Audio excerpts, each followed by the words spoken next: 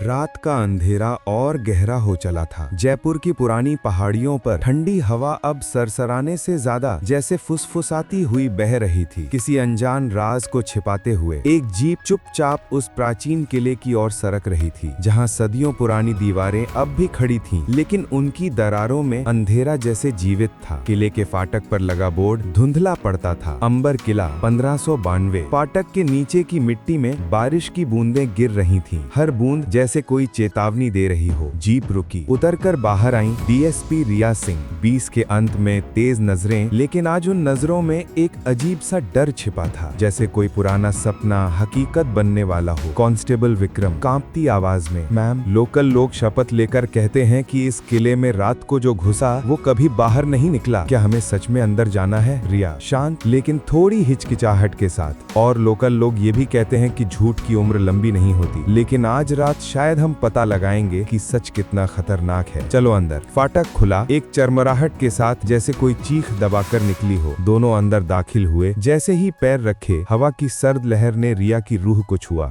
और एक पल के लिए उसे लगा जैसे कोई अदृश्य हाथ उसे पीछे खींच रहा हो। जैसे ही रिया किले के गलियारों में आगे बढ़ी, उसके मन में पुरानी यादें उभरने लगी, तेज, अस्पष्ट और डरावनी। एक पुरानी मस्जिद में धुआं फैला हुआ, एक औरत की दबी हुई कराह, और एक किताब जलती हुई जिसमें नाम लिखे थे जो अब भी उसके सपनों में आते थे। की सांस तेज हो गई, दिल की धड़कनें इतनी तेज कि गलियारे में गूंज रही थी। किले का हर कोना जैसे उसके इतिहास से जुड़ा था, और हर कोने में कोई छिपा हुआ खतरा महसूस हो रहा था। पुलिस चौकी में दीवार पर एक नोटिस बोर्ड लगा था, अंबर किला रहस्य, 4 सालों में 9 लोग लापता, आखिरी वाला कल रात ही गायब हुआ था। विक्रम घबराकर, मैम, हर बार कैमरा रुक जाता है, लेकिन एक चीज समान है, रात 2:45 पर किले से कराहने की आवाज कैद होती है, और वो आवाज जैसे कोई मदद मांग रहा हो। रिया अपनी सांस थामते हुए, और ये सब पूर्णिमा की रात को? क्या कोई पैटर्न है या कोई हमें बुला रहा है? विक्रम ने हामी भरी, लेकिन उसकी आंखें डर से चौड़ी हो गईं। रिया ने पुरानी रिपोर्ट खोली। उसमें किले की एक फीकी तस्वीर थी, जो देखते ही रिया को ठंडा पसीना छूट गया। तस्वीर के सिरे पर एक युवती का अस्पष्ट चेहरा दिखा, बिल्कुल रिया जैसा, लेकिन आंखों में एक ऐसी उदासी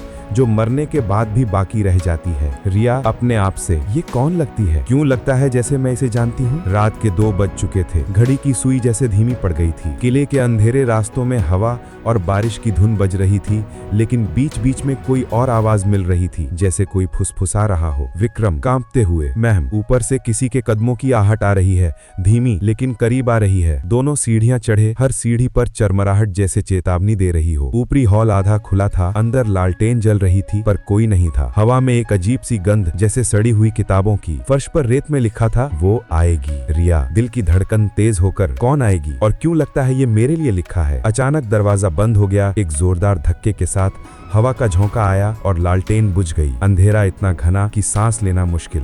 टॉर्च की रोशनी में दूर गलियारे में एक छाया दिखी, काली चुनरी में, बाल बिखरे और आंखें चमकती हुई, जैसे वो रिया को ही घूर रही हो। विक्रम चीख कर, मैम, वो हमें देख रही है। रिया भागी, दिल की धड़कन कान में गूंज रही थी, पर पहुंचते ही रास्ता खत्म, सिर्फ दीवार, लेकिन दीवार पर खरोंचें, जैसे किसी ने नाखूनों से खोदा हो। रिया सांस फूलते हुए, मैंने किसी को महसूस किया, वो छुआ मुझे। सुबह हुई, लेकिन सूरज की रोशनी भी किले पर कमजोर लग रही थी। किले के बाहर एक बूढ़ी औरत खड़ी थी, हाथ में एक पुरानी किताब, उसकी आंखें जैसे कुछ जानती हों। औरत रहस्यमयी स्वर में, ये किले में मिली बेटी, लेकिन इसे छूने से पहले सोच लो। रिया ने किताब खोली, हाथ कांप रहे थे। अंदर लिखा था, मैं रिया को तलाशने आई थी, लेकिन अगर जरूरत पड़ी तो मैं खुद आऊंगी। रिया का चेहरा पीला पड़ गया। मेरा नाम? ये कैसे संभव है? किताब की तारीख थी 1979। रिया घबराकर पीछे मुड़कर, ये तो मेरे पैदा होने से पहले की है, कोई मुझे ट्रैप कर रहा है। शाम हुई, सूरज डूबते हुए जैसे चेतावनी दे रहा था। रिया और विक्रम किले के नीचे वाले तहखाने में पहुंचे। दीवारों पर पुरानी राजघराने की चित्रकारी, धूल और टूटे पत्थर थे, और हर चित्र में आंखें जैसे जीवित